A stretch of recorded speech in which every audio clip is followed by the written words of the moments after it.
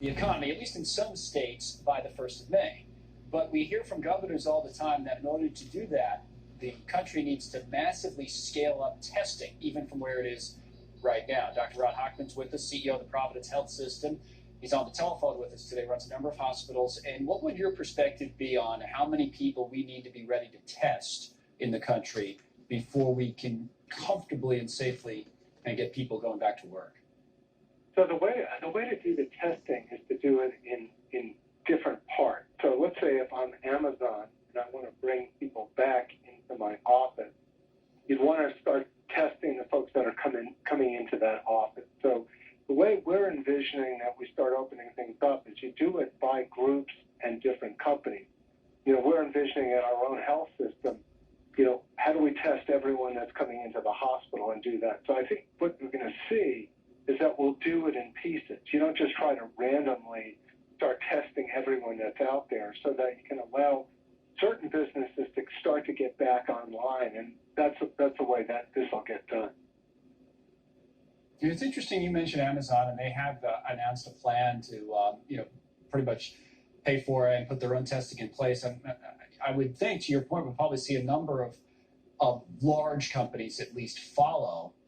What's the role of government? I know Governor Cuomo in New York's talked about some sort of a partnership between the federal government and the states, or is this all left up to companies? Because the immediate concern I would have if it's all left up to companies is that, we work at a large company, for example, they might be able to do something like this, but these small businesses that we keep hearing are in the most trouble economically to begin with, that might be troublesome for some of them. So what would you suggest there? So I think it's a combination of both.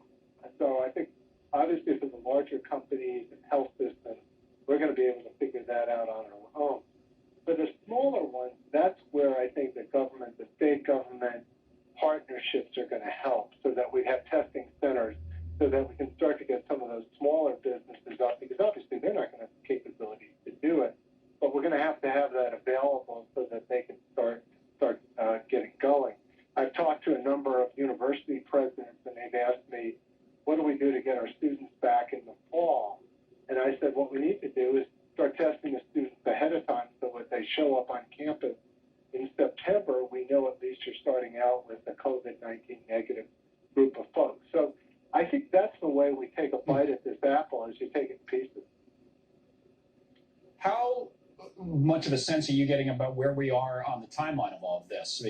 Governor Cuomo pushed New York back on the stay-at-home at least till the 15th of May. Will we be able to scale up to where we need to be, both, I guess, for diagnostic testing and maybe for antibody testing? And if so, by when generally do you think we'll be in a comfortable position to, and I know, like you say, it's going to go in stages, but in a comfortable position to start putting people back at it? So in Washington State, we're up to May 4th, is when our governor is saying here. And so we think in and around the first week or two of May is probably going to be when most people feel that we can ring the bell, and then start, as we say, turning the switch on slowly. You don't just say everyone just run back to work. And some of the best examples, we've been looking pretty closely at what they're doing in Germany and Taiwan. And those are really good examples of how they started to kind of turn things back on, using a lot of testing, but doing it, kind of company by company, type of work by type of work. So that way, if you see an outbreak or something happens, you can get on top of it quickly. All right, that's very helpful information there. So as you say, ring the bell, Dr. Hochman, in that first couple weeks of May, and then start the process. So we'll continue to follow it. We'll check back with you. Thanks for joining us today. Melissa? China under pressure. We are going to talk to Peter Brooks about the origin of the virus and a potential path forward for the U.S. That's coming up next.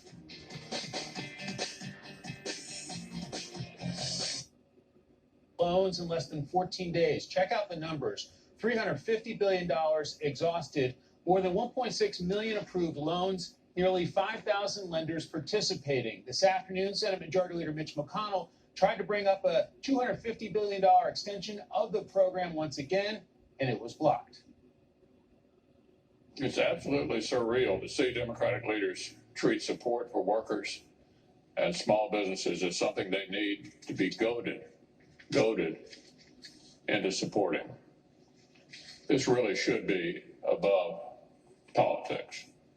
Staff members of the top Democrats in Congress, Speaker Nancy Pelosi and Senate Minority Leader Chuck Schumer, have been negotiating with Treasury Secretary Steve Mnuchin, trying to get some other priorities included with small business funding. They need the money. We understand that, and we're willing to give them that money. But we also need the other money. And the question is not why are we not just saying, let's just do that and forget about hospital, state, and local.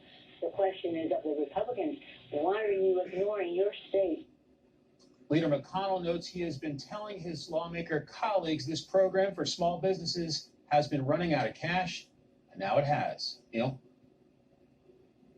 All right, Mike, thank you very much. Mike Abella on Capitol Hill. Well, you heard about these $1,200 checks and all the rest. Maybe you got yours, maybe you didn't. Hang in there. How about a $2,000 check? And